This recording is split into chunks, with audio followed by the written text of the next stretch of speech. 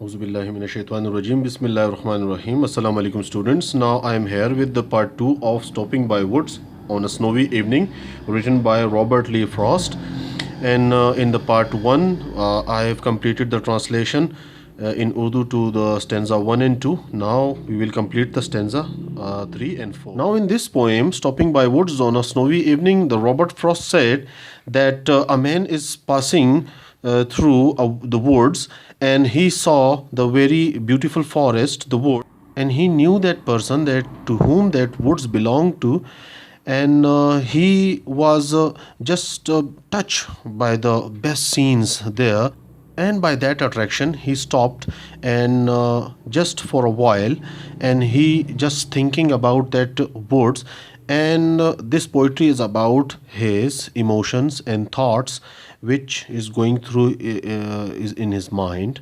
And he said that in the second stanza he said that my little horse must think it queer that he, उसे बिल्कुल अजीब लग रहा है कि to stop without a farm near, कि कोई फार्म करीब नहीं है, कोई रुकने की जगह नहीं है, और ये क्यों रुका है. Between the woods and frozen lake, इन जंगल और एक जमे हुई झील के दरमियान में, the darkest evening of the year, और ये एक गहरी शाम है इस साल की. Now proceeding to the third stanza of that poetry, he gives his harness bells a shake. Now harness कहते हैं. Now look students, this is harness. मैं आपको यहाँ पर थोड़ा सा इसको ऊपर करके बताऊँ. ये देखें, ये घोड़े के जो मेहार होते हैं ना, जिसे घोड़े को कंट्रोल किया जाता है, this is called harness. Now he gives his harness bells a shake. Now the meanings of the harness in English, I quote, that the cables to control something else, especially a horse, or maybe in the ice में dogs को control किया जाता है through harness. So the cables used to control. He gives his harness bells a shake. वो अपने उन पट्टों को एक हल्की सी जुम्बिश देता है. To ask if there is something mistake, यानी उससे वो जो बेल्स लगी हुई हैं, घंटियाँ लगी हुई हैं, उसके उस हार्नेस से उन घंटियों को वो हिलाता है. हिलाता क्यों है? क्योंकि घोड़ा बोल तो नहीं सकता, लेकिन वो अपने एक्सप्रेशन से उन घंटियों को हिला करके अपने मालिक को जगा रहा है कि खान साहब आप यहाँ क्यों रुक गए इन वुड्स में. To ask if there is some mistake, कि यहाँ कोई गलती तो नहीं है.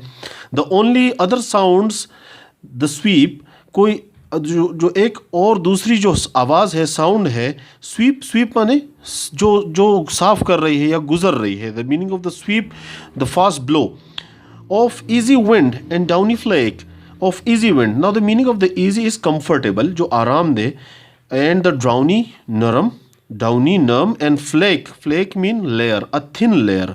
तो of easy wind and downy flake, तो एक आवाज़ है जो स्वीप कर रही है, गुजर रही है, वो एक आरामदेह हवा है जो चल रही है, उसकी आवाज़ है.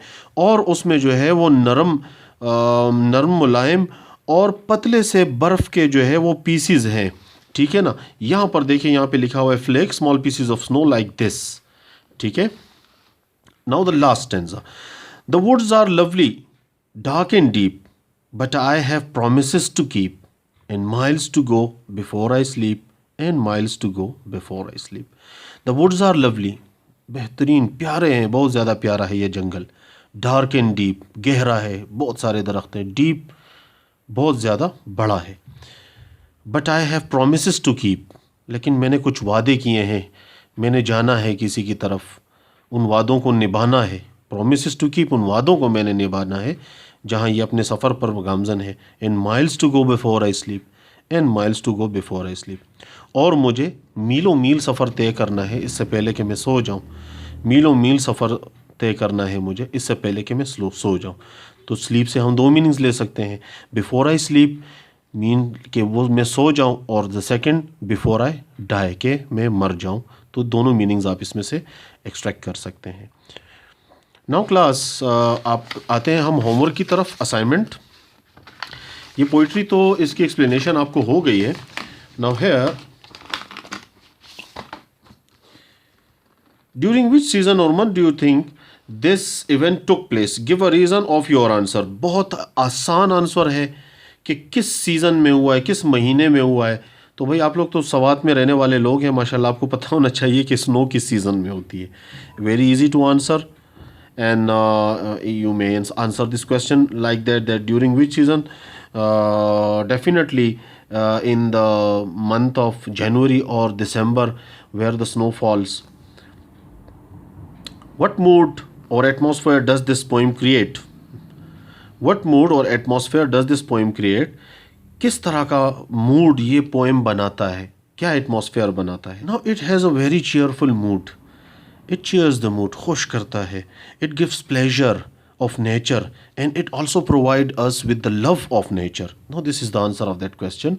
I hope you will get it, and thank you very much. Allah Hafiz.